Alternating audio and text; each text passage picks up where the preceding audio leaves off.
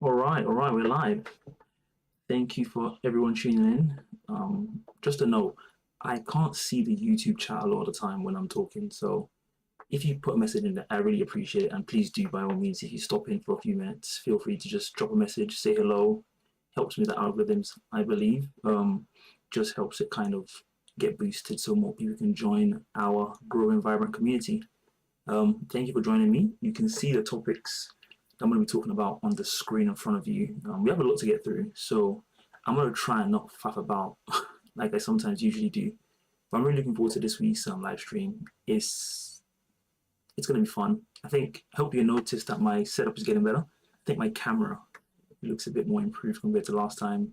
Hopefully that helps you enjoy the show a bit more. I'm conscious that prior to this, that's why I called it 0 and 0.5, actually, just trying stuff out, trying to continually iterate, and I think the more I do it, the better it's going to get a bit more polished. So I'm going to run through the topics quickly, and then I guess we'll get into it. Hopefully by that time, maybe a few more people have joined. Like I said, I actually can't see who's in the live stream and who's not, which is actually good for me because it helps me not really pay attention to the audience. You just want to be able to perform. It's basically an act a little bit. I'm going to be looking at my phone periodically just to see if I do have some notes on here as well, so making sure that I'm staying current. But yeah, let's get into the articles for today. Today we're talking about Lucy Letby. If you're not from the UK, some of the details in this story will make your jaw drop. Look forward to that. We're going to be talking about Dr. Rame. Now, I forgot a second name, but this ties into what we're seeing with Gaza and the ceasefire. Ceasefire. I just had some stuff I saw prior to coming on that suggests that the ceasefire is very much not a ceasefire. Well, one side has ceased fire and the other side is still firing away. Media Watch. This is a new segment I'm adding because a lot of my biggest frustrations when it comes to covering politics is about the media. The way they lie constantly, the fact that, more importantly, no one challenges them. I think the way they frame stuff, it's very important. Also, sorry, if you can't hear me as you join, can you please leave a note in the comments? I've increased my gain on my microphone, so I do believe I'm audible, but if I'm not, please kind of leave a comment so I can be aware of that and not record the whole thing and then realize that actually I was mute the entire time. That would be incredibly annoying. At least I happen to be on a podcast. So annoying. Anyway, Media Watch is a new segment I'm adding because my biggest frustration when it comes to the way politics is reported on is, I don't know, it's the thing that vexes me the most. And I think it was Noam Chomsky that said, the media don't tell you what to think, they tell you what to think about. And there's nothing more perfect than what we've seen with the Aston Villa Maccabi Tel Aviv, where I described it in my TikTok videos as a subversion of reality. Like a new reality is being invented before our very eyes. Like this is a what do you call it? This is it's a kind of ode to Orwell, because it's unbelievable that this can actually happen this way. Like a new reality can be invented that is completely different to what we already know, and this is just normal. It's kind of what we're living in. That's my biggest concern when it comes to these Zionists. There's a war that exists in front of us that we can all see what's happening, but for them to have for their project to be successful, they have to invent a new reality that we have to all subscribe to. Kind of crazy.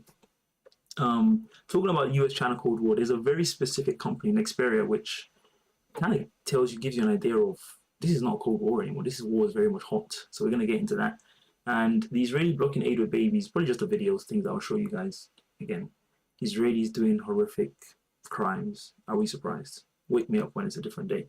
Then we're going to get into Trump. More specific, I put this under Trump. It's not specifically Trump himself, I suppose. I guess it is the president, but the State Department revoking visas of people that are mocking Charlie Kirk's death. Notice I said mocking in quotes because I might try and show you some of the tweets if I can find them. It's not what they think it is. And it's a very scary place for a country with a First Amendment to be going. So we're talking about that. And CIA and Venezuela. Now, we actually had news that the US government murdered more people off the coast of Venezuela, but it turned out they were Colombian. And apparently they were in Colombian waters. 2 of them survived. We'll get into that.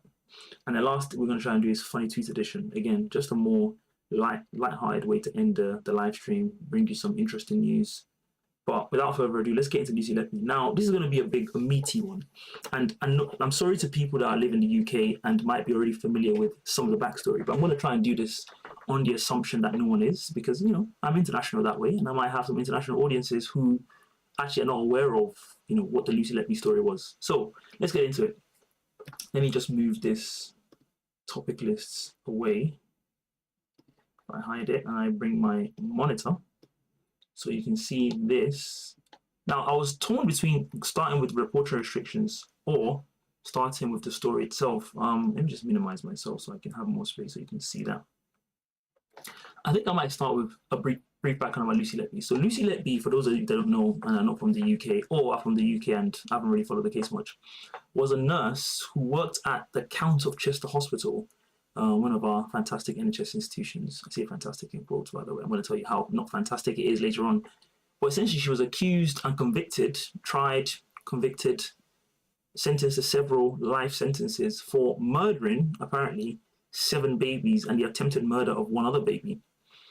Now, when the case first broke years ago, there was tremendous fanfare about it. If you can see the start of this article here, there was, you know, oh my God, the angel of death. It was kind of like, you know, it's kind of very murder mystery, very Netflix type of show. You might imagine this nurse surreptitiously murdering these babies and kind of getting away with it until this fantastic swashbuckling consultant and this, you know, expert witness came and blew the whole case open. Wow, amazing stuff. When the case first obviously came up in the UK, there was tremendous fanfare about it. Everyone was very shocked. But then the case disappeared from the headlines. So again, if I reiterate, she was convicted of killing 7 babies and the attempted murder of 1 other baby. You would think like there will be cameras everywhere following the case, the every move, or what did they find today? What was the new evidence tomorrow? But you didn't have none of that. The case basically disappeared from the headlines. As someone that was, obviously, I consider myself to be somewhat of a journalist, I was curious about this.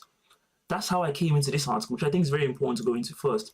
Why did the Lucy Letby story disappear from the media? Let's have a look. This is an article written by these fantastic lawyers, partners at Simmons, Merhead and Burton, one of our very finer law firms, I imagine. And they talked about how the restrictions on court reporting were unusual. That's a key word here, unusual. More specifically, the ruling granted lifetime anonymity to medical professionals involved as witnesses. So the people that testified to confirm, like, this is how she killed them, this is the method of death, this is this is that, this is how the hospital was, they were granted lifetime anonymity. Now, that's quite sensational, isn't it? Like, this is a massive public interest case because this goes into the very heart of how the NHS is being run. Like, if people are surreptitiously murdering people, you know, you go in there, and a lot of these people, obviously, the victims here, a lot of them are babies. So you would think the public would love to know how the hell did this happen? Apparently, it wasn't allowed to because the court granted them lifetime anonymity. So they go into some of the details on exactly why. Now look at this bit right here. Anonymity for the Letby victims and witnesses were not granted on privacy grounds, but by an order under Section 46 of the Youth Justice and Criminal Evidence Act. So obviously, when you think about them being granted anonymity, you would think it's because, like, you know, this is a massive public interest case. They don't want the press to be going to their house and harassing them and, you know, all that kind of stuff. But no. That wasn't the reason why they were granted anonymity. They were granted anonymity because they were saying, apparently, like, under the law that they were used to grant anonymity, it says here that usually they would do that if the restrictions would improve the quality of evidence. I'm going to turn my cursor on so you can actually see where I am, because you can't see where I am on the thing, which is actually quite important because I've highlighted too many bits. One moment. All right, here we go. You can see that now, right? Yep, you can see that. Let me just put the tripod on. Should I put the eraser on so you can see me moving around? Okay. So the grounds of anonymity that they were granted, it was under Section 46, like I said. And this is usually done because they believe reporting restrictions would improve the quality of evidence for cooperation. But clearly in this case, whether or not the press was there, the people were going to say what they were going to say, right? So, like, it shouldn't really matter whether or not those people had anonymity or they were allowed to say, they would be speaking freely, because who was threatening an expert witness in the Lucy Letby case? Did she have, like, an army of goons that were, like, threatening people and say, don't say that, don't say this? Everyone was interested in the case. So it's a bit suspicious that you'd be granting anonymity to people, you know, for under a rule that was meant to protect people basically coming forward and giving testimony. it goes on to say here that the medical professionals gave various reasons for seeking anonymity orders: mental distress, stress during trial, unwelcome press attention, all that kind of stuff. Now, again, the judge granted anonymity to all those who applied for it. A review of this document demonstrates that the anonymity powers in the Act were designed for a different purpose and to address much more serious risks than those facing the Letby witnesses, which is again what I'm saying, like, the law they were using was meant to be for people that, like, they were at risk of being intimidated, all that kind of stuff. Not just for people that were like, oh my God, I'm stressed. What do you mean you're stressed? It's a stressful case. Everyone's stressed. Deal with it. Okay. That's very important. So if you're wondering why the case disappeared from the timeline and from the news cycle, this is exactly why it happened, because everyone was granted anonymity. There was a lot of press restrictions and reports on the case, which, again, I don't want to be a conspiracy theorist, but it is a bit suspicious that one of the biggest public interest cases in the history of this country, maybe, the press had no right to cover it. What's that about? Now, let's get into the case itself. I'm going to be going through this New Yorker article, which, as you can see, I've saved to my personal archive, because when the article was first written in May 2024, it wasn't available in the UK. So this is an article written by a lady called Rachel Haviv. And essentially what she's doing in this article is going through the court documents and kind of pointing out that some of this evidence might not be what we thought it was. Now, you got to ask yourself, at this time when this article was written, Lucy Letby had already been convicted. She was serving several life sentences. But when this article was written, it wasn't available in the UK because there was a court order banning people from talking about this case. Again, I don't want to be a conspiracy theorist, but why would you be banning people from knowing about and being interested in and talking about the biggest public interest case probably in the last 100 years? Isn't that just a bit odd? Don't we all have a right to know, like, what's the NHS doing? How did this happen? How did this happen on the CCTV watches? Like, it's all very suspicious. That's why I saved this, because I wasn't sure how long it was going to be available. I had to access this through like a VPN. So imagine, I'm in the UK, I'm a resident in this country, and I have to find out about massive issues that interest me and are of key importance to me from another country because my country is blocking me from seeing it. That's odd.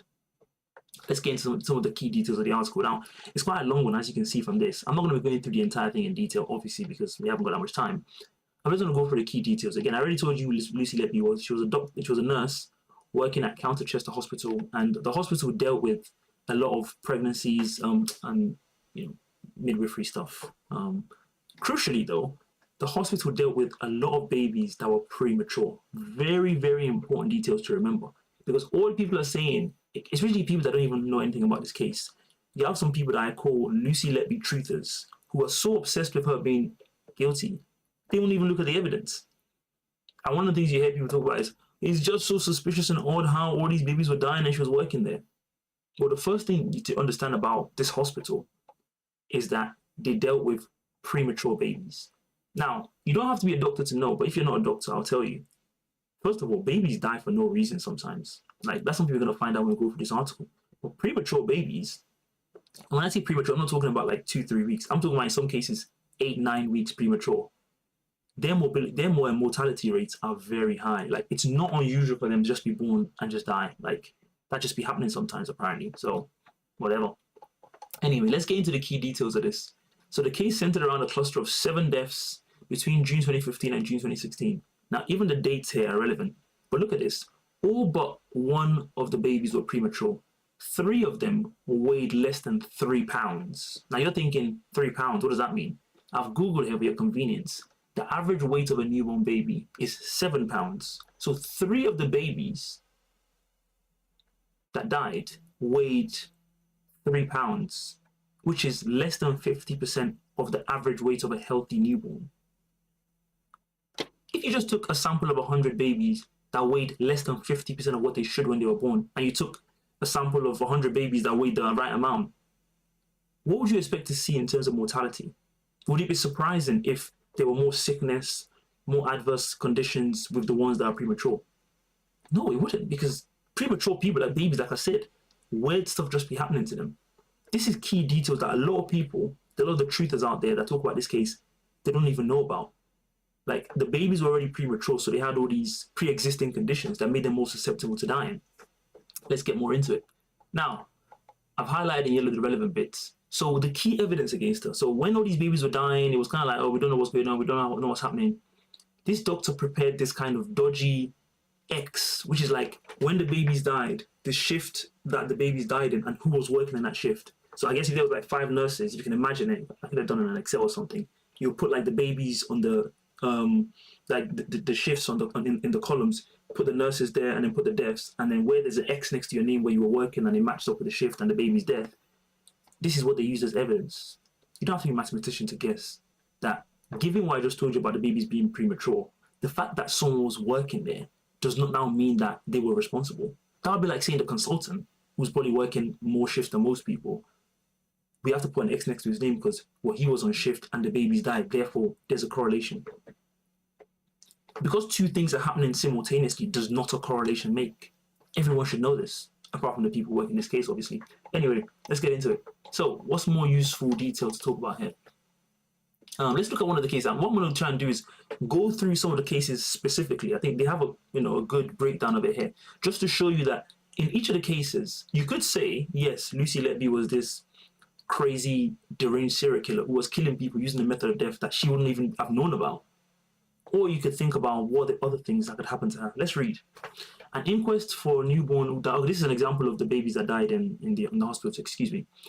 A baby who died in 2014, found, a year before the deaths in which she was charged, found that doctors had inserted a breathing tube into the baby's esophagus rather than his trachea, ignoring several indications that the tube was misplaced. The coroner said, I find it surprising that these signs were not realized. Again, this is the level of the hospital we're talking about here. Doctors inserting tubes in the wrong places that turn out to be the right places, but then were also the wrong places. We have amateurs working here. Again, if you have a hospital with people like this that are putting tubes in the wrong places, and then babies start dying, you could say, yes, someone is cynically murdering them. Or you could look at the more obvious reasons why they'll be dying, maybe because the doctors are very incompetent. That wasn't considered, I guess. Let's read on. So this is one of the examples. Child A is one of the babies that died that Lucy Letby was charged with the murder of. Let's have a look at some of the details in this case. Letby was asked to cover a colleague's night shift. A nursing note from the day shift said the baby had no fluids running for a couple of hours. So that's happened before she was even working. Because his umbilical catheter, a tube, blah, blah, blah, had been placed in the wrong positions and doctors busy. Very interesting. So this is a 31 weeks pregnant baby. I think that's premature, isn't it? 31 weeks. That's not exactly what we're looking for. In the day shift where she wasn't working, a doctor had placed the catheter, which is apparently quite crucial, I'm not a medical person, twice in the wrong position. And apparently they were too busy to, I guess, adjust it. Fair enough. A junior doctor placed a long line through the vein. 20 minutes later, Lucy Letby and a third nurse, a few feet away, noticed the oxygen levels were dropping. The doctor had inserted the long line, worried that he placed it too close to the heart, took it out immediately. Okay. Less than 90 minutes after Letby started her shift, the baby was dead. Let's just stop there. Actually, let me read on. There's some yellow bits I've highlighted that's important. A pathologist observed that the baby had crossed pulmonary arteries, a structural anomaly, and there was also a strong temporal relationship between the insertion of the lung line and the collapse. The pathologist described the cause of death as uncertain. Now, in this case, let me just zoom out so we can see all the stuff that went wrong. No fluids for a couple of hours. They put the catheter twice in the wrong position. The doctors were busy to even check what was going on. This junior doctor put a long line in, but he put it in the wrong place. The baby had crossed pulmonary arteries. In all of those things, versus Lucy Letby is a deranged serial killer who killed the baby using air embolism, which I'm going to show you how it's a made-up way of dying. What do you think is more likely? You don't need a genius to read this and be like, this makes no sense. These are the kind of details that we would have been having had access to and be questioning if they didn't place these draconian and bizarre, suspicious reporting restrictions on it. These are the things we'll be looking at and be like, hold on a minute. So you're saying she killed the babies, but at the same time, you're saying all these other things went wrong in the process. The doctor, the pathologist, said there was a strong temporal relationship between the insertion of the lung line and the collapse. Again, are we missing something here? I'm just saying. Here we go. Let's try and find another one. Several days later, a woman came to the hospital after her water broke. She was sent home and told to wait. 24 hours later, she noticed the baby was making fewer movements inside her. 60 hours after her water broke, she had a C-section. The baby, when she was born, should have been treated with antibiotics immediately, doctor later acknowledged, but nearly 4 hours passed before she was given the medication. The next night, the baby's alarm went off. The baby continued to deteriorate throughout the night and could not be revived. A pathologist found pneumonia in the baby's lungs and wrote that the infection was likely present at birth. Again, between having pneumonia, can you imagine a premature baby having, when some adults have pneumonia, it really does a number on them, as opposed to a premature baby having pneumonia. The fact that they sent her home and didn't give her antibiotics to check if everything was fine. The fact that they gave her antibiotics much later than they should have. Between all of that and the theory that Lucy Letby is this deranged serial killer who murdered the babies, what do you think is more likely? Do we have to be doctors to actually put two and two together and be like, hold on a minute here, this is not quite adding up? Very odd. I can't go through all the examples of the cases, but if anyone wants, in the comments or in the replies, I can send you the article. Maybe it's available on New Yorker right now, actually. Let me try Google it, have a look. Let's see if they blocked it or if it's still available. New Yorker, Lucy Letby. Oh, it's available now. That's very interesting. I guess they don't care about us not seeing it anymore. So if you want to, if you're curious about it, just Google New Yorker Lucy Letby article and you can find out exactly, you can read it in full for yourself and see some of the amateur nonsense that was going on. Anyway, I'll skip through all of this. Oh yeah, the key thing I mentioned earlier about how babies just be dying. Look at this. A study of about 1,000 infant deaths in Southeast London, published in the journal blah, blah, blah, found that the cause of mortality was unexplained for about half of the newborns who had died unexpectedly, even after an autopsy. Like I said, babies just be dying. So that's even a massive contingency to consider. Like, if all these babies are dying and you're claiming that she's murdering all of them, really and truly, babies just be dying sometimes. We don't even know why. So even if you've eliminated all the other reasons, there is that other reason to contend with and be like, sometimes we just don't know. That wasn't considered. Let's get into where they start to find evidence against her. 4 babies, another baby died, all that kind of stuff. Let's get to the juicy details of the case against her, which, I'm not going to lie, I'm surprised she hasn't gone insane by now. To be fair, towards the trial, she was getting a bit crazy because, here we go.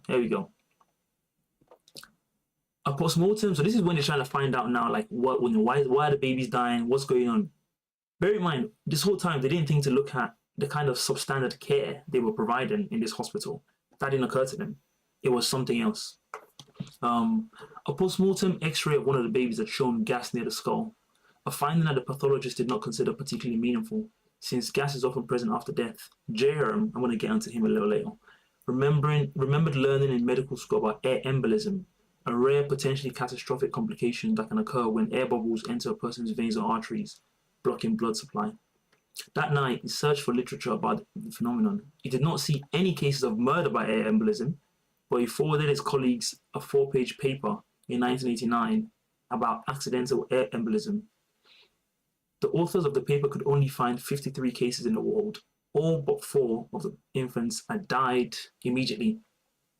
Jerem said, it fitted what we're seeing. What kind of doctoring is this? You couldn't find any evidence for it. You found 53 cases in the entire world. Only 4 of them died. And you're like, it fit what we're seeing. So the fact that the babies could have had pneumonia, the fact that the hospital was worked to the bone, the fact that we had amateur people working there. Let me try and find some of the examples of the kind of people that are working at this hospital. Let me just try and see. Just to show you what this hospital was really like. So this was a case of a mother. She gave birth to triplets. 2 of the babies died at the hospital. Look what the doctor was doing. The triplets' mother said that she was alarmed when she saw a doctor sitting at a computer, Googling how to do what looked like a relatively simple medical procedure. She was also upset that one of the doctors who was resuscitating her son was coughing and spluttering into her hands without washing them. Again, do you think this kind of level of care could have caused the fact that some babies to die? Do you think it would have mattered if we knew about this at the time when this whole case was going on? I think so. Anyway, this is the kind of care we have at this hospital. Before you start jumping to conclusions of sensational stories about serial murderers, can the doctor start washing their hands? Was it Semmelweis that we learned about in secondary school that found out that if you go and handle dead bodies and you go and handle babies, they're going to be dying because you're not washing your hands from all the disease and nonsense you're bringing in? Do you think they could maybe read that Semmelweis article from year 9? I remember it, that, oh, actually, we need to wash our hands before we start handling babies. But if you look at them wrong, they might get sick. Who knows? Fair enough. All right, let's get into the evidence against it. Like, I got sidetracked. Apologies. So this bit I've put in green is very crucial, because another thing you hear about when it comes to Lucy Letby is that, oh, why was it that when she stopped working, all the murders stopped happening? Isn't that suspicious? Isn't that odd? Look what I put in green. To relieve the general burden on the unit, the directors and the board decided to downgrade the ward from level 2 to level 1. It would no longer provide intensive care, and women delivering before 32 weeks would now go to a different hospital. So they were sending all the babies that had all these comorbidities and all these problems to another hospital. And then look at what it says here. Lucy Letby never returned to clinical duties. After they did this, she didn't work again. So if you're trying to make a statistical analysis of, like, when she was working, babies were dying. When she stopped working, babies stopped dying. It's very crucial for you to add into that when she stopped working was when the hospital stopped receiving the most unhealthy and the babies that had the biggest likelihood of dying. Those two things clearly will have a correlation. You know, that's like if I'm working in a trauma department and, you know, I'm taking people that have, you know, spikes sticking out of their heads, and there's not much we can do for them but pray and wish them good luck in the afterlife. And then you move me to the place where I'm dealing with people that come in with codes and stuff. And then you're like, oh, when you're working in the trauma unit, all these people were dying. When you're working in a place where you're receiving in the GP practice, no one's dying. Well, yeah, dummy. There's not going to be no one dying because I'm not dealing with the people that are already dead in the first place. If you care about serious evidence, wouldn't this matter to you? Remember to tell all the people that the Lucy Letby truthers and so obsessed with her doing it. The reason why the baby stopped dying, quote unquote, after she stopped working, it was because the hospital wasn't receiving those babies anymore. I think I've belabored that point. That was a very important point to point out, though. Anyway, let's move on. So we start getting into the review. Another thing they talk about is like, oh, how is it's so suspicious that she was there and all the babies were dying? Look what the review of the Royal College of Pediatrics said after they spent 2 days interviewing people there. They also noted that the increased mortality rate in 2015 was not restricted to the neonatal unit. Stillbirths on the maternity ward were elevated too. So how do you explain that one? Was she killing the babies that were born? Then she goes before they were born and kills them there as well? So it clearly was a correlation with the entire hospital, not just the fact that where she was working. This is also a crucial bit of circumstantial evidence that it's kind of baffling that, you know, they wasn't considering this to kind of look at the case in totality, because, again, the hospital itself was just bad overall. It wasn't that she was doing some surreptitiously bad things. The Royal College could not find any obvious factors linking the deaths. The report noted that the circumstances on the unit were not materially different from those which might be found in many other neonatal hospitals in the UK. That's not a good thing about hospitals, but basically all the hospitals are shit is what they're trying to say. All right. They asked the guy, this is the consultant, JRM. He's the one that you've probably seen. If you watch the ITV spectacular about this, he's this Asian doctor who's like very proud of himself. He feels like he's probably like a superhero or something, like, oh, I solved the case. I made my little fancy chart of, you know, X and Y axis, and I figured out that the X marks the spot and it was next to her name. They were asking him questions. Did you hear any suggestion that Lucy had been deliberately harming babies? He said, no objective evidence to suggest this at all. So to clarify, was there any suggestion from any of the consultant team that Lucy had been deliberately harming babies? We discussed a lot of possibilities in private. Is this how we do investigations now? Just discussing possibilities. Oh, I suppose it could have happened. Okay, let's just charge people with murder based on that. What nonsense. Let's get into it. What more is useful to show you guys here? Let's get into the investigation himself. This guy, Dewey Evans, he's a piece of work. I'm going to get into him very shortly. So this is the guy that was called in to try and, I guess, confirm what they suspected. So if you remember, I showed you earlier, the JRAM guy had already sent all the consultants the case about air embolism. So that was the suspicion around how they were dying. They had the suspicion. Now they had to find the person. You know that saying, show me the crime and I'll show you the person, or something like that. Like, they had already had the criminal thing in mind. Just had to find someone to fit that, and boom, they got it together. They needed someone to kind of stitch it all together. That's where Dewey Evans comes in. He's the one that was sent in as the hitman to kind of make their case. Very ominous thing of highlight. Look what he said. It wasn't like they found him. It wasn't like they were like, oh, we're looking for an expert about child, murders and child deaths and stuff. Who do we call? He contacted them. Again, that's giving hitman. That's giving, like, you have a job to do, let me do it for you. Look what he said. If the Chester police had no one in mind, I'd be interested to help. Sounds like my kind of case. Oh, really? You don't even know anything about the case. You don't know nothing is happening, but it sounds like your kind of case. That's very suspicious, isn't it? Like, that doesn't sound very objective to me. Here we go. Now, look at the kind of quality of evidence this guy was provided. Apologies, let me actually try and see if there's anything I need to respond to in the live stream, because I can't see if anyone is here or not here. So apologies for that. All right. This is what the guy said. He said, after reviewing the records police gave him, he said the death of child A, which is what I mentioned earlier, which is when they put the line in wrong, then they took it out, then the baby had pneumonia, all that kind of stuff.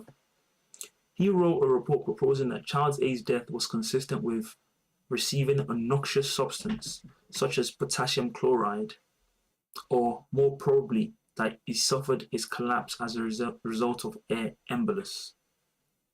Again, I just showed you child A, and I showed you all the different things that was wrong in that process.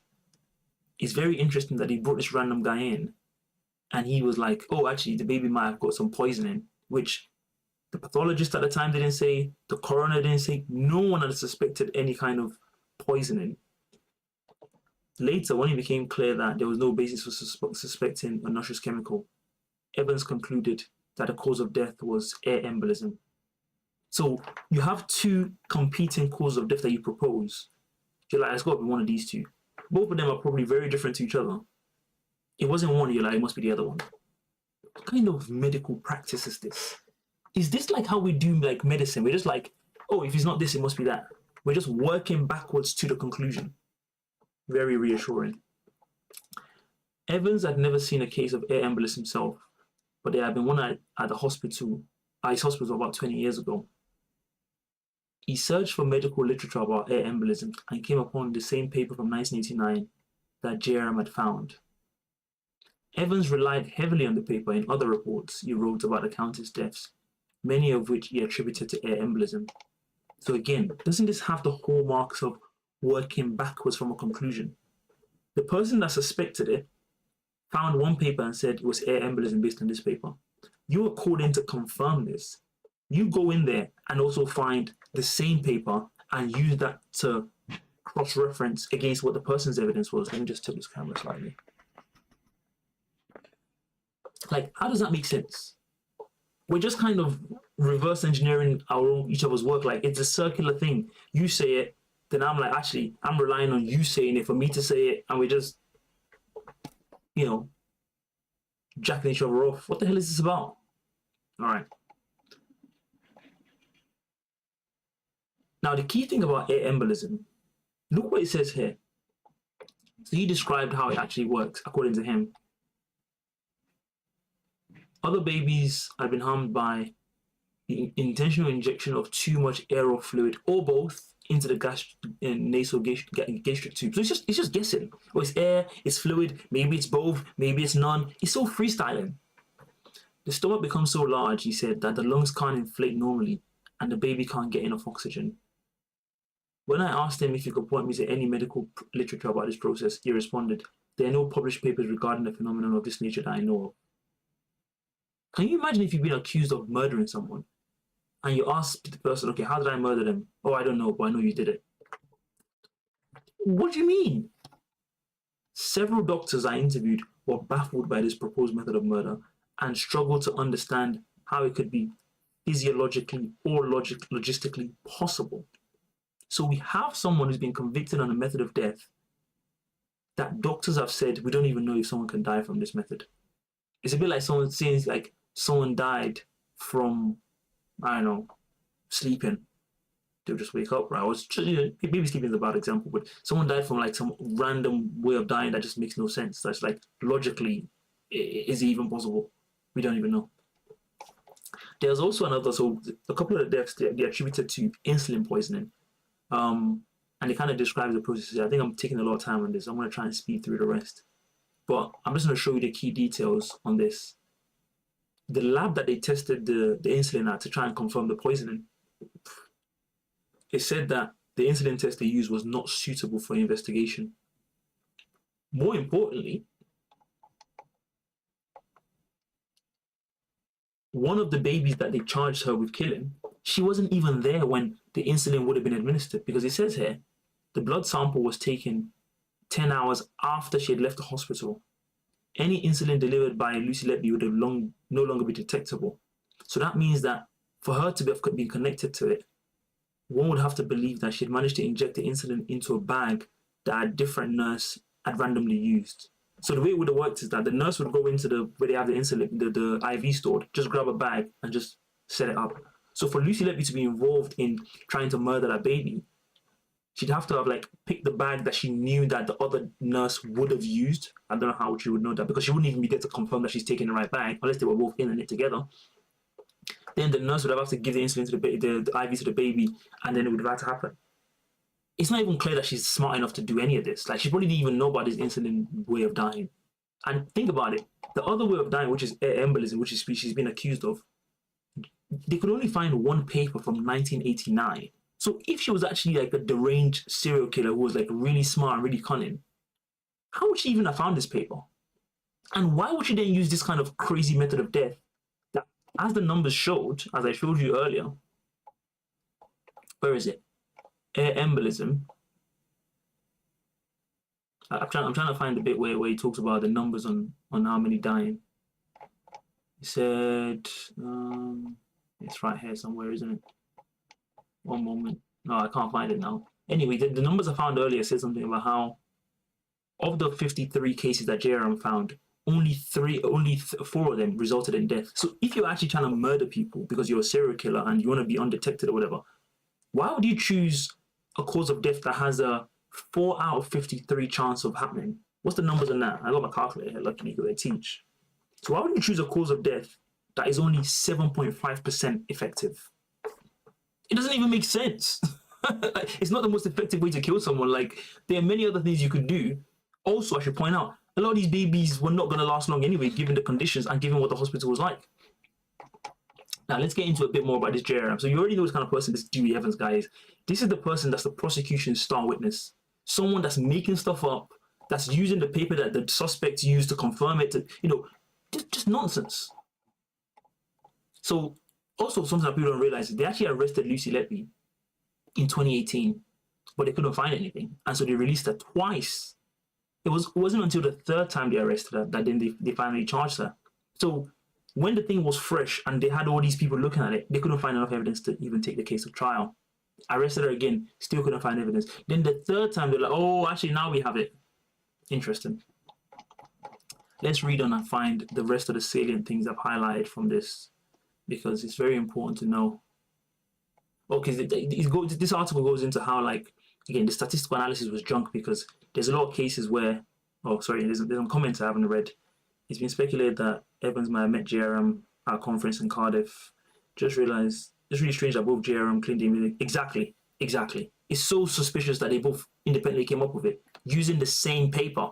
Like, at least what we do in science is peer review, isn't it? If I write something, then you go and check it up. You write something, then we both check each other's work. Not that, like, I use your paper, then you use my paper that relied on your paper, then we're all jerking each other off. Like, what's going on here?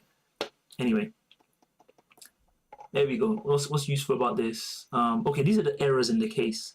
In one of the cases, it showed that she was working a night shift, which was actually on a day shift, so the X shouldn't be binding. So even the maths was just wrong. Like, the maths was wrong. The inaccurate diagram continues to be published, even by Cheshire Police. This is the kind of evidence they were taking to trial. Like, You're probably wondering, like, how the hell did the jury convict? I'll get to that. Again, this goes into more about how the evidence was junk and all that kind of stuff. Now, this is quite important. Dewey Evans, the prosecution star witness. Remember I told you earlier that it was given very much like they wanted to get someone on this Lucy Letby stuff, so they just found Dewey Evans because he's the one that was willing to kind of help them do what they wanted to do. This is what a judge said about Dewey Evans's professional competence in a previous case. The Court of Appeal had described a medical report written by Evans as worthless. No court would have accepted a report of this quality, the judge has concluded. The report had the hallmarks of an exercise in working out an explanation and ends with the tendentious and partisan expressions of opinions that are outside Dr. Evans's professional competence. Now, can you just imagine a world in which someone that was accused of giving this kind of evidence is the person they used the evidence to find you guilty? Like, you'll just be like you're going insane. I mean, just read that sentence. How can anyone that's been described in this way be trusted to give evidence ever again? Is that maybe because the police and the CPS were looking for someone to again be their legal hitman that can help them present the case that they were looking to present? That's what I think personally. Like, who can help us do this dirty work? They found Dewey Evans and he was all too willing to help them do that. I'm gonna take a picture so I can post it on my Instagram for promotion. Give me a second, guys. Apologies. All right, let's continue. And that's basically the sum of the case. This is another one. I'm probably lastly on this. It's one of the babies that Evans had wrote about, where she said apparently might have killed the baby. For one of the babies, Evans had originally written that the baby had been at great risk of unexpected collapse owing to his fragility, and Evans couldn't exclude the role of infection. So in this case, he was already admitting that this baby was actually someone that, again, like I said before, babies just be dying. The prosecution's pathologist, who had worked at St. Thomas Hospital, wrote that the child had died of natural causes, most likely of pneumonia. 3 years later, he testified that the baby had died with pneumonia, not from pneumonia. The likely cause of death, he said, was administration of air into the stomach through a nasogastric tube. When Evans testified, he said the same thing. So again, just jerking each other off. 3 years ago, the guy was saying it was pneumonia. It comes to the case now. I don't know who was pressuring him. I don't know what's going on in the background. He's now changing his mind. First of all, how can you change your mind 3 years later? The evidence was fresh when you were looking at it and examined the baby live. Now all you have to do is read papers, which is not as accurate as like actually going through having the baby in your hand to see exactly what happened. Not only have you changed your mind about the pneumonia diagnosis, now you're saying that the baby likely died in the same exact way that the police want it to happen. So you couldn't pick any other way of the baby dying. It had to be exactly this way. Again, isn't that just too good to be true? Isn't that just so convenient? How can anyone believe this? What's the evidence? The defense attorney asked him. The baby collapsed, died. The baby may collapse for any number of reasons. What's the evidence that supports your assertion? The baby collapsed and died. So the baby died, therefore it happened. It happened, therefore the baby died. Both of those things are just like synonymous things. They just go like back and forth, back and forth, back and forth. What evidence is there you can point to? Evans replied that it ruled out all natural causes, so the only other viable explanation will be another method of death. What do you mean by this? Is this how we do medicine? Is this how we do criminal cases? If we rule out everything else, it's got to be this. We're doing, is it Occam's razor? That's how our justice system is being run now. Okay, great. Again, the rest of it is basically how other people are poking holes in the case. But that's just a summary of, again, I can't go into all of the article. You can see it's quite a long article. That's a summary of all the kind of crazy nonsense that happened in this case. And this is why when I wrote my own article, I don't want to toot my own horn, but maybe I should, because Ade being the kind of person he is, I was well ahead of this case. And let me show you guys. Once I read the New Yorker article, I kind of wrote my sub-article in June of 2014. did Lucy Letby actually do it? I was in front of the case. You can thank me later. Where I basically kind of summarized the article, and I did it in a much snazzier way. This is kind of a New Yorker thing where when you tried to search for it in the UK, it wasn't coming up. Even the British Medical Journal tried to write about this case. Can you imagine the British Medical Journal, one of the preeminent medical institutions in the world, like reporting wise, and the police wrote to them and said, take it down. Why are you trying to cover it up for? Why? Very odd. Anyway, that kind of concludes my summary on Lucy Letby. Hope you found that very engaging and interesting. I would implore all of you to read that New York article. Like, when you read it, it's going to make your jaw drop on all the kind of other nonsense that was going on in this case, and why it's laughable to even suggest, like, you have to go through and rule out so many, like, much more practical and sensible ways of her dying, of the babies dying, sorry, before you get to there's a serial murder on the loose, killing babies using a method of death that's A, never really been proven effectively to kill anyone, and B, Lucy Letby would have, there's no way she would have been able to find out about this cause of death. And even if she was able to find out, you'd be able to find it on a laptop or some kind of evidence she was looking at to say, like, oh, she knew about this cause of death. That's why she decided to try it for herself. We haven't got any of that. All right, let's move on to the next topic then, which I'll bring this forward so I can show you guys. Oh, 1 second. Ooh. What is the next topic? Oh, I've hidden it. Dr. Rame versus GMC. Now, this kind of wraps up a few different topics. And this goes into something I've been talking about, which is like what we've been seeing over the past, I guess you might say, 20 months, maybe since the war in Gaza has been going on, is that you've had Israel doing a lot of serious crimes. And they had two options. They could either A, try to deny the crimes are going on, which they've been furiously trying to do, or they could try and essentially not deny the crimes, but say, like, yeah, we're doing the crimes, so what? Which kind of forces the topic to the forefront. For the longest time, what we had was a situation where it was kind of, you can't talk against Israel, you can't say anything negative about them, you have to affirm your right to exist and this and that and the other thing. But it wasn't really like a public thing.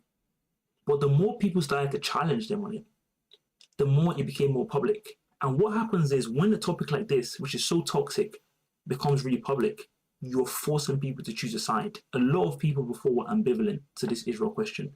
But now you're forcing them to decide, are you supporting it or are you against it?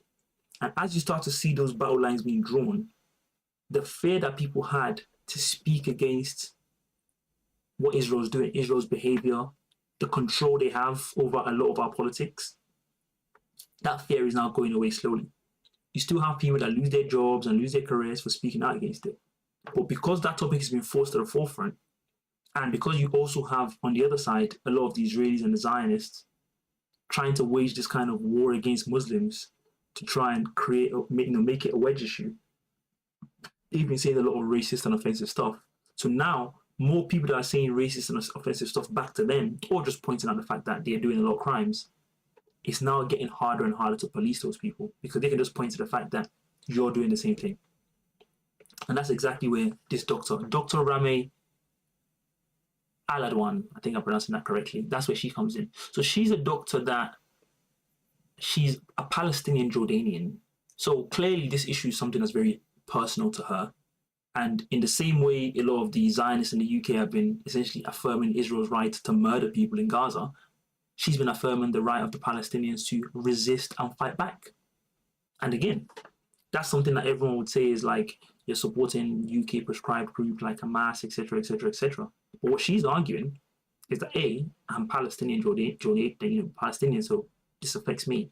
And in the same way you guys can call for Israel's right to defend itself against Hamas and all these people that are murdering them, why don't I have the same rights as a Palestinian to affirm the right of the Palestinians to resistance, which she's right in saying the Palestinians under any legal framework and a moral framework in the world have a right to defend themselves against what is clearly not only a genocide, but one of the most brutal military occupations we have in the century.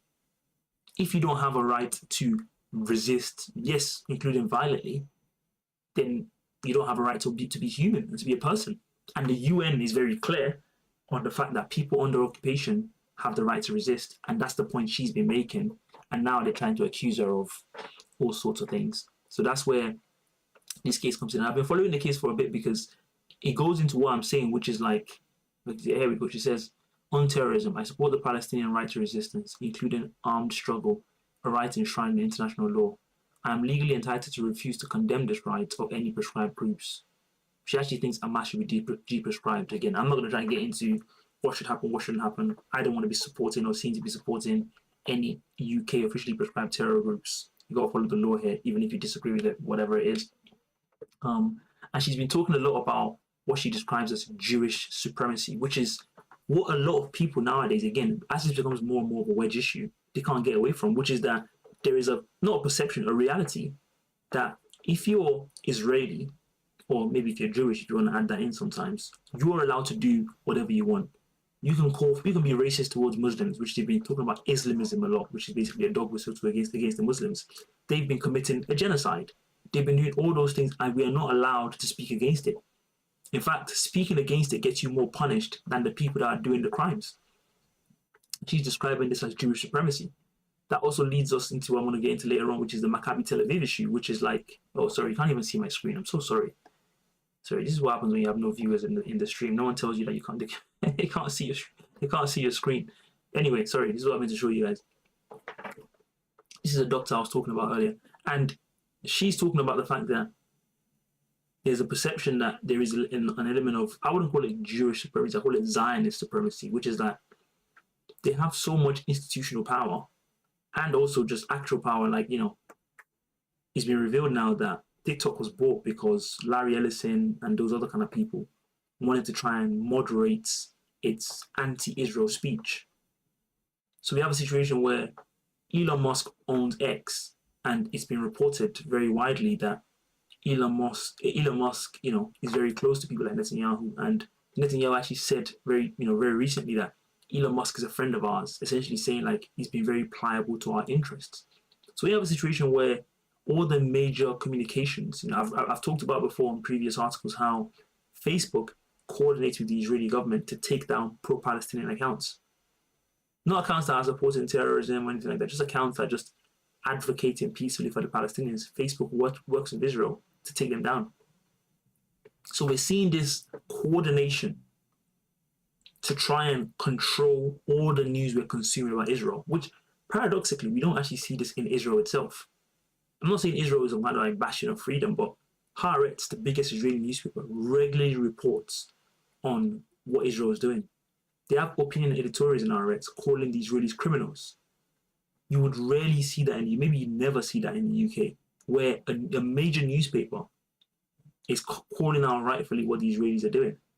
Haaretz is the biggest paper in Israel. They're actually under military censorship, because we have a military censorship exists in Israel. It also kind of exists in the UK. We have D-notices and stuff like that. But again, that's the point she's trying to make, and she's bringing that to the forefront. So we have a situation now where they're making this issue so mainstream, you're going to force people to choose a side. Some people are going to agree, some people are going to disagree, and what you're going to have is people like this. And the more people like this do this, you're going to have a resistance to that attempt to control, you know, the totalitarian level of control that the Israelis enjoy right now. It can't last. And I think cases like this are going to start to burst the dam because, you know, they want to own the, you know, they have Larry Ellison owning TikTok. They have the guy owning, Elon Musk owning Twitter. You know, you have the fact that the US government has been arresting and deporting people for using their First Amendment rights to speak up for the Palestinians. You know, they're snatching PhD students off the streets. They're trying to denaturalize US citizens. All these kind of really extreme things, all to protect Israel. So what I've always predicted was that there will come a time where people are going to start to resist and revolt against that, because there's only so long you can keep doing that for. And I think this case is a clear example of that. So this lady was essentially charged by the GMC for saying that, oh, you know, she supports all these things. She said all these things, and they were saying basically like, you know, you're doing hate speech, so we're going to try and take your license. So she actually won her case against the GMC, and they found that basically, okay, she was exercising a right to speak But because of what's been happening recently, she posted a picture. Let me see if I can find it in a medium. It was a picture of basically, I think it was a picture of like October 7th or something like that. And after that, they've basically been saying she was supporting Hamas, and so she has to, she has to be removed from the GMC and all that kind of stuff. But again, it's bringing it to the forefront because now she's been going at Keir Starmer, and she actually posted this picture calling this guy a rabbi genocide because this guy is always interfering in politics a lot, and basically this guy supports Israel. He's not like some kind of impartial rabbi. Like, he has a very, very partial position. So she posted this picture of the youth. Now she's accusing the Israeli lobby of controlling the police because they're always trying to go after her and surveil her and stuff like that, and arresting people and all that kind of stuff. So again, very, very interesting stuff to follow because, like I said, the more Israel becomes a wedge issue, the more you're going to have people disagreeing with it and basically saying, we're not going to stand for this. That institutional power they have to suppress critique, to get people fired, to get people cancelled, little by little, it's going to start to wear off. So I think for them, it's very crucial that they win this case because, first of all, they've kind of gone against their own rules by reopening the case that she already won. It's a kind of double jeopardy issue. But if she's to actually win again somehow, it would be very, very troubling for them anyway. Like, I think it's good for people like us because the domination they have is very unnatural, and they shouldn't have that kind of power to just suppress totally what we have to do. Which brings us very nicely into the Maccabi Tel Aviv issue, which is like you have these Israeli football team who have a very extreme right-wing ultras who basically go around beating people up. And let me try and find some of the videos. This is what they did in Greece. Like fighting people, beating people up, knocking people unconscious. This is Greece.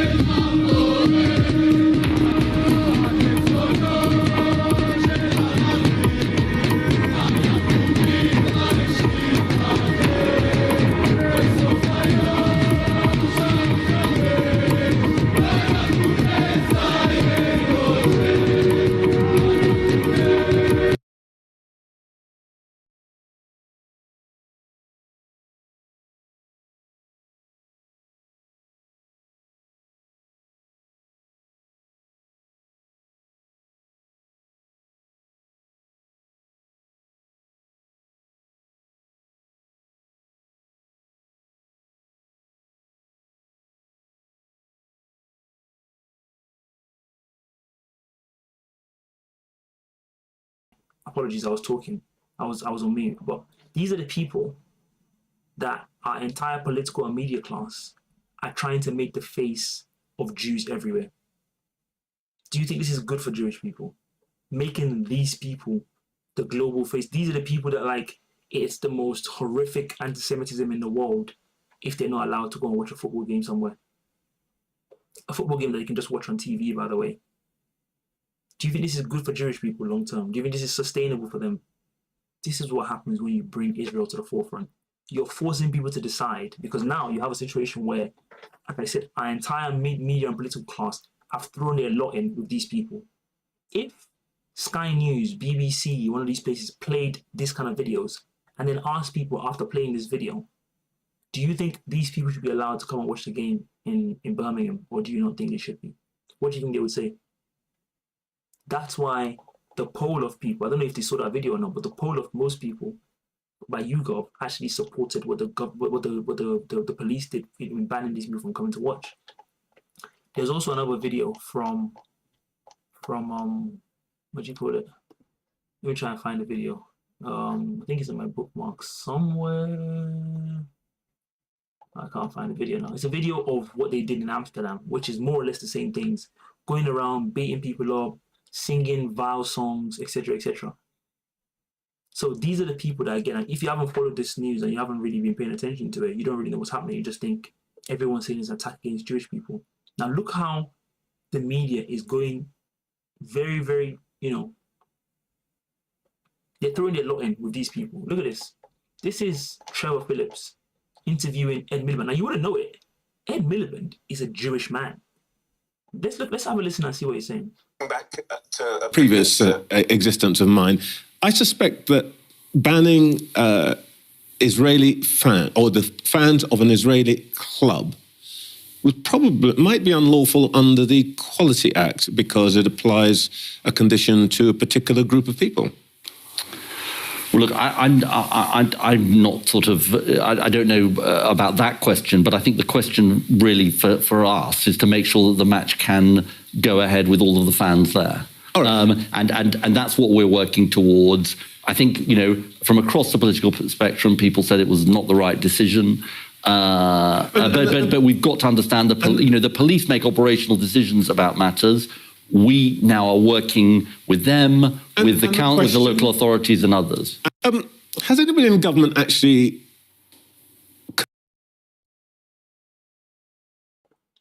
So that was Trevor Phillips saying somehow absurdly that the Equality Act would apply to a bunch of Israeli football ultras. Again, making these people the face of Jewish people everywhere, it's not a good thing. You also have this situation, right? This is part of my media watch, by the way. This guy, Andrew Fox, Stadium at Villa Park, and hopefully see an Aston Villa win, and that's what everyone wants. So without fans in the stadium and the opposing away end, that is going to impair the experience. So I would like to see the local council and the police do everything they can to...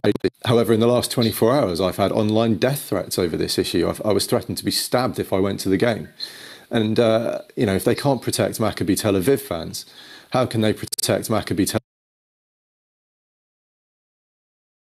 Now, apparently this guy is the honorary president of the Aston Villa Jewish Villains Supporters Club. That doesn't exist. It was a made-up thing that he did to try and get onto the TV so he can talk about this like this. This is the kind of people the media is bringing on to again try and further their cause. They didn't ask him, like, what is the Aston Villa Jewish Villains Supporters Club? That's not a thing. And maybe it's very funny because, look, supporters doesn't even have a plural. It's singular. So is he the only person in this supporters club? We now found out later on, this guy he's not even an Aston Villa fan. What his real job is, let me show you what this guy's real job is. This guy right here, Andrew Fox, his real job is to run propaganda for Israel. This is a picture of a baby that was shot in the head by an Israeli sniper. He's making jokes about it. That's who this man really is. He's been put on Sky News to pretend as though he's an impartial observer of Aston Villa games, and he's just a fan, just a concerned fan who just wants to watch a game and enjoy the game in peace. And now he can't because all these vile Islamists were preventing him from watching the game. Let me just look. Let me show you his timeline, so you can see the kind of person we're talking about here.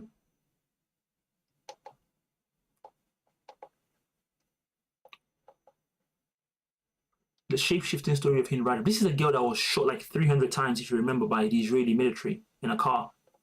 What are you saying about it? This is what everyone's interested. Blah, blah. And the story is basically discrediting the whole thing, I imagine. Like saying, no, it never happened, blah, blah, blah. There were only adjustments made, you know. This is the kind of person we're talking about. This is the person that Sky News brought on to talk about the Aston Villa game as though, again, he's just an Aston Villa fan. Like, he has no other interest in this case beyond being able to enjoy a football game. What kind of journalistic malpractice is this? It's still on, you actually went on Talk TV to do the same thing. Aston Villa's Jewish Villains from Argentina, or how Supporters Club. A made-up thing. He's doing media rounds on the basis of a lie. This is how Zionists are. Invent a football club.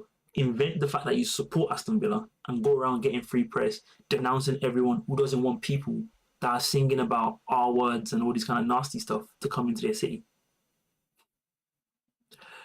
Anyway, that's the summary of that case. Let me move on to the next thing. We have next Ben Kentish. Well, I mean, that kind of dovetails into this because you have people in the media, which is, again, this is the biggest reason why I do what I do, by the way, because when I look at the kind of state of the media nowadays and the kind of people we have in media, this guy says Where is he? Where is Ben Kentish in Media Watch? You have Ben Jamal, who's the head of the Palestinian Solidarity Campaign, saying people are going to be saying nasty things, and I played you the video of what the kind of things they were saying. He then says, here without a single hint of irony, the PSC moaning about people chanting offensive things on marches. Now, this is why I just need to be able to get in front of these people and ask them, do you genuinely think that people protesting in England every day, a lot of them who are Jewish, there's a Jewish bloc in the Palestinian protests, chanting about free Palestine and end the occupation, does he actually think that's the same as the video we just played? Someone needs to be able to get in there and ask him. So I'm going to be doing Media Watch as a more of a consistent thing, because the people that are asking the powerful people the question, someone needs to be asking them questions also. The way they frame issues, the way they report on stuff, it's very, very important.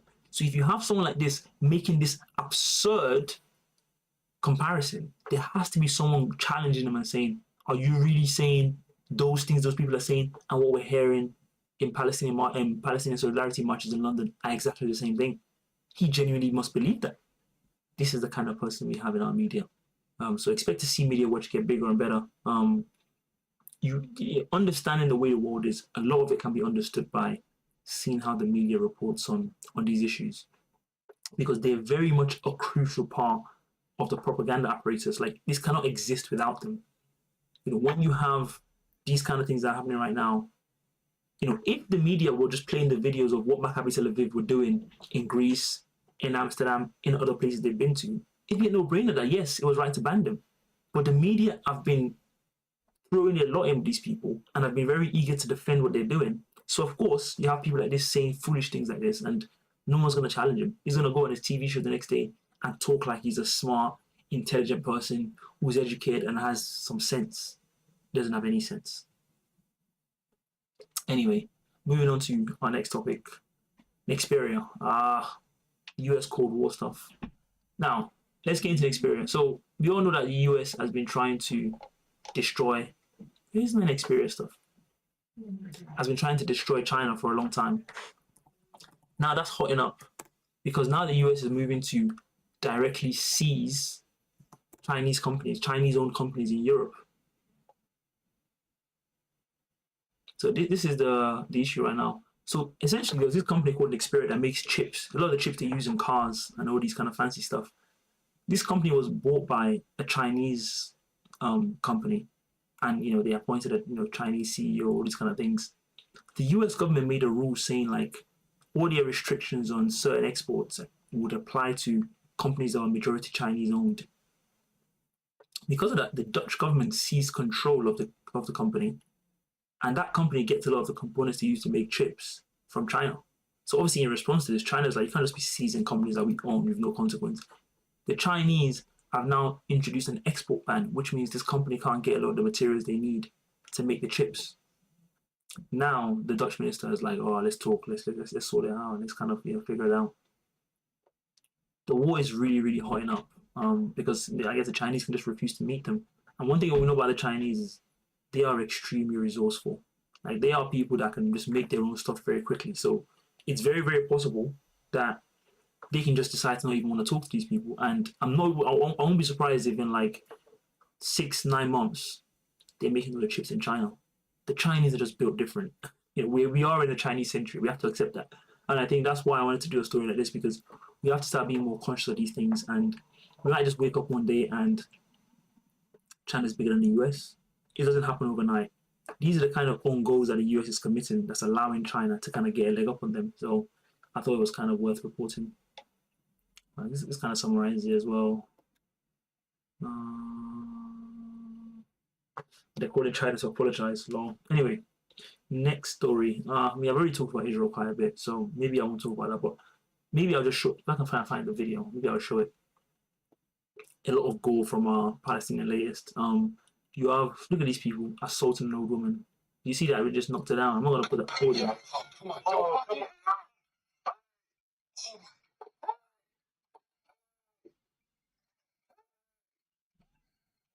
We just knocked that woman unconscious.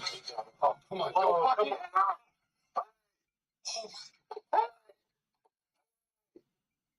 That's the kind of behavior we're all defending. These are the kind of people that we're all meant to support, unquestioned.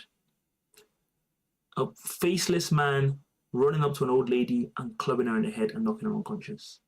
If that happened on the streets of London, and it was someone of a certain complexion, of a certain look, it would be like, oh my God, this is the most horrific thing we've ever seen. When it happens in the West Bank, in Ramallah, it's just another Saturday. These are the things we're meant to support. And if we don't support it, we hate Jewish people. We don't want them to have their own homeland. They want to make us exactly like them. The biggest reason why these people are mad at us is that we don't hate Palestinians. They just can't quite seem to understand that. Like, why don't you guys hate them with the same level of vitriol that we do? What did that woman ever do to him? This is the reality of living under occupation.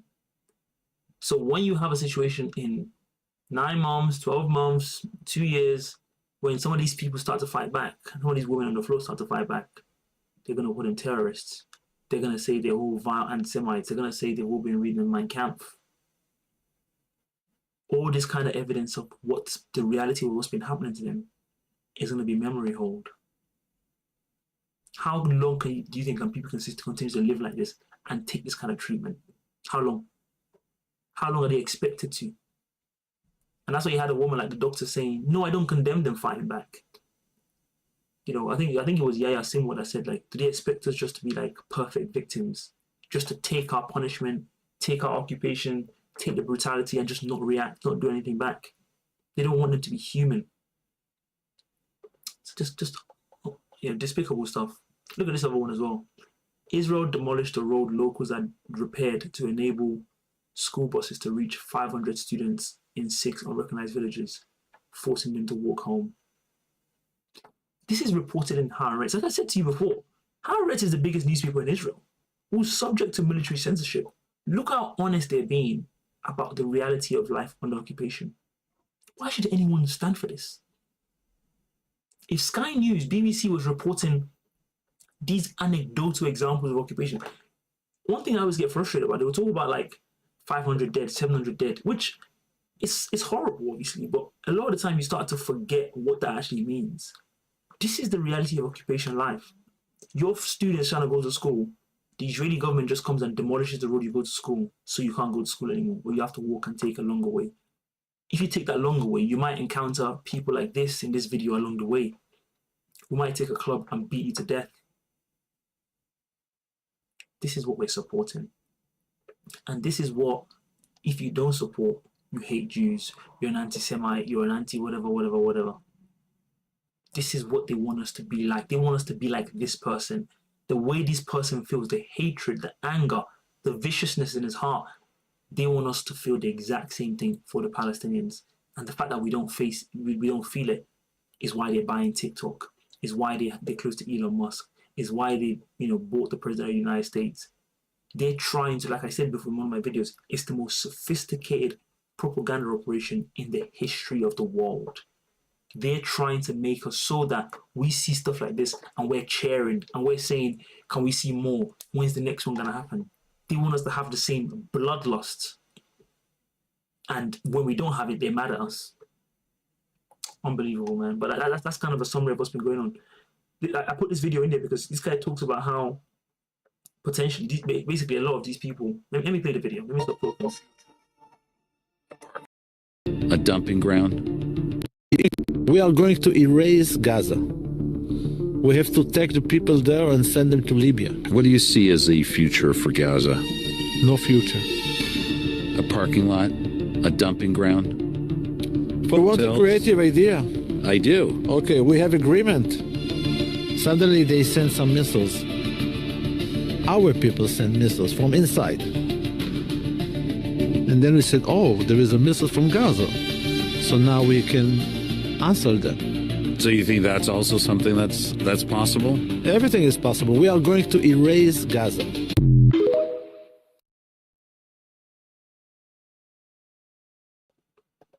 So that was a Mossad agent, as you can see, basically kind of letting slip that a lot of the time when we have these ceasefire breaches, it's because the Israelis have people in Gaza. Our people send missiles from inside. The Israelis have other groups and gangs they work with in Gaza to send rockets into Israel and pretend as though, oh, Hamas sent it as a pretext to go in there and do more violence. This is the level of utter domination the Palestinians are subject to.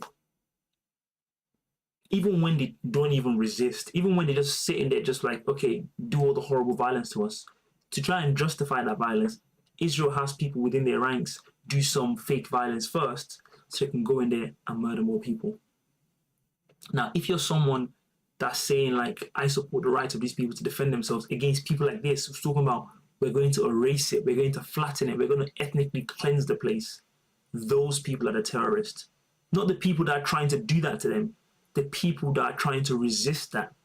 And again, I'm not justifying any kind of violence against civilians because, you know, I do have a job to protect and all that kind of stuff. It's just fascinating to see that people who are doing this on the one hand are the people that we're meant to be celebrating and being very close to and loving them. And, you know, they're one of us apparently. They're defending Western civilization.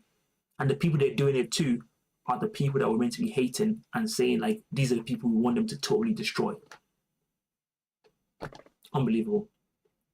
Anyway, I think I'll leave that there on Gaza. Let's move on to Trump. So I've been reporting a bit about how Trump has basically been trying to fight the Venezuelans. He's been trying to do regime change. And that's been going, I'm trying to find a CIA story about it. It was recently reported that the CIA has been authorized by Trump to go into Venezuela and let me just post some quick promo, to go into Venezuela and essentially try and do some regime change. You know, now it's not even they're not even being covert about it. Now it's very overt, like, oh yeah, we're trying to topple the place. Now, as part of that, sorry, one second, I'm just trying to post a link, or do promo as I'm doing this. I'm a one-man operation, apologies. As part of that, the US has been murdering people off the coast of Venezuela. Very nice. So they've been doing that to try and put pressure on the Maduro government, but that hasn't really been going so well because Maduro is like, I'm not going nowhere. So now, what did they do? They blew up a boat that we now find out later on had 2 survivors. Now, the pretext for this obviously is that all these people are crazy terrorists who we have to destroy and we have to blow them up. We can't even have a trial. We just have to murder them there and there. But 2 of them survived, and now they're being sent back to Ecuador and Colombia. Why don't you just murder them on the boat? If they're such terrorists that have to be destroyed immediately, you try to blow them up. 2 of them didn't die, so now you're sending them back to their countries. I thought they were like deranged narco terrorists. You're gonna just let them go?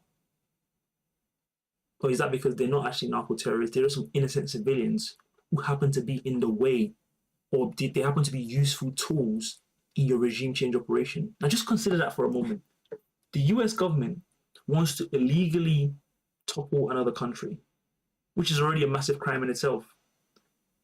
The best way they can think of to do this is to murder random innocent people in boats. So the government of that country would be terrified enough and would leave power because they're murdering innocent civilians.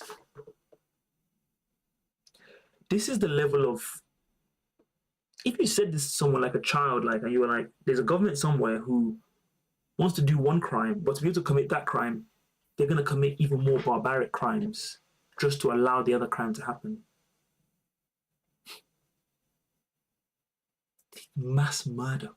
You know, we have people like Ted Bundy and I guess you want to say Lucy Letby, whatever she's been charged with so far.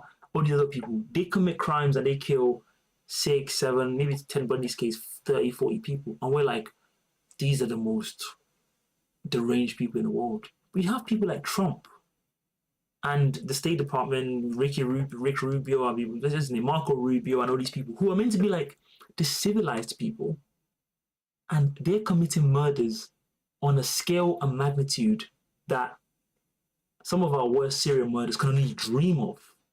Like, it would be a wet dream of one of the worst serial killers in the world to be to kill people with the efficiency that they're doing it.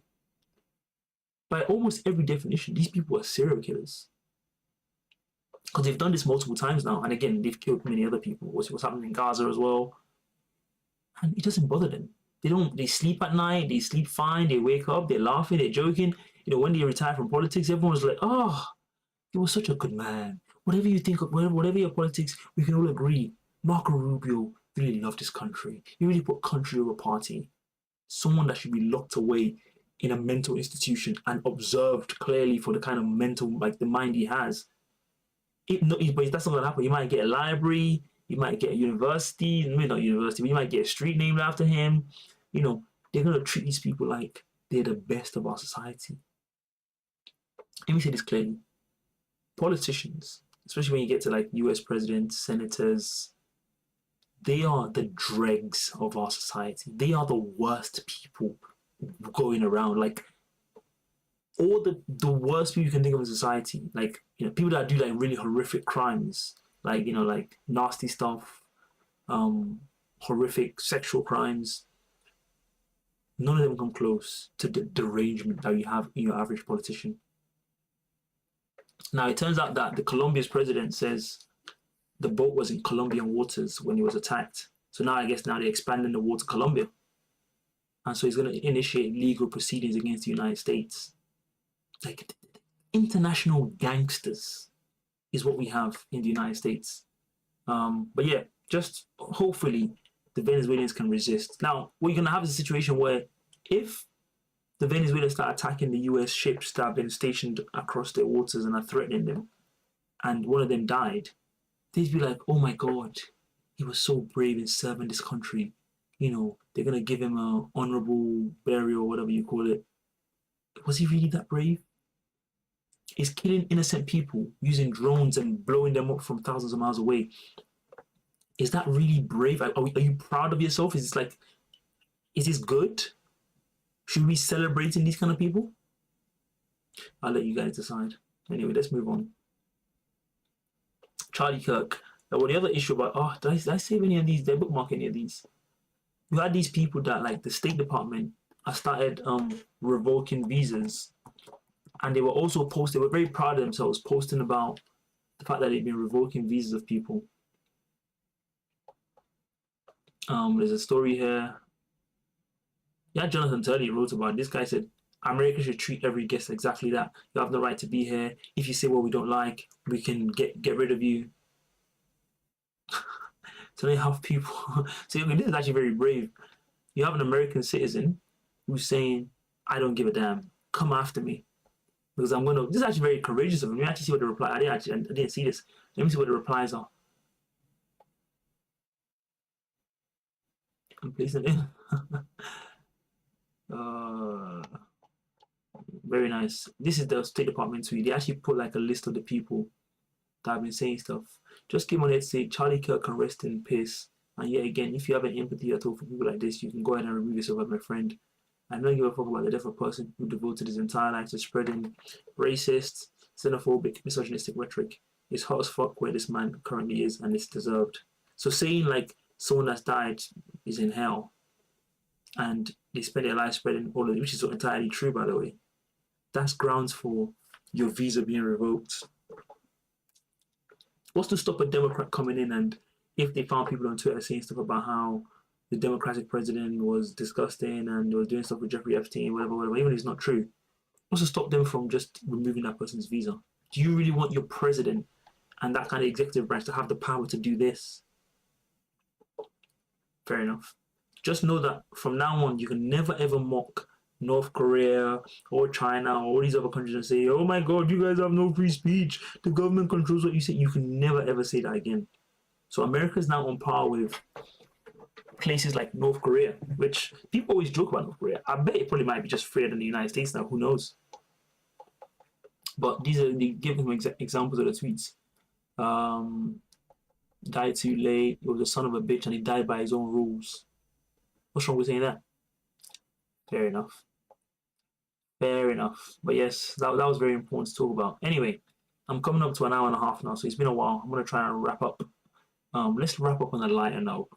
Funny tweets edition. I'm not gonna lie, the tweets I had this week are not as funny as it could be. But let's go through them nonetheless.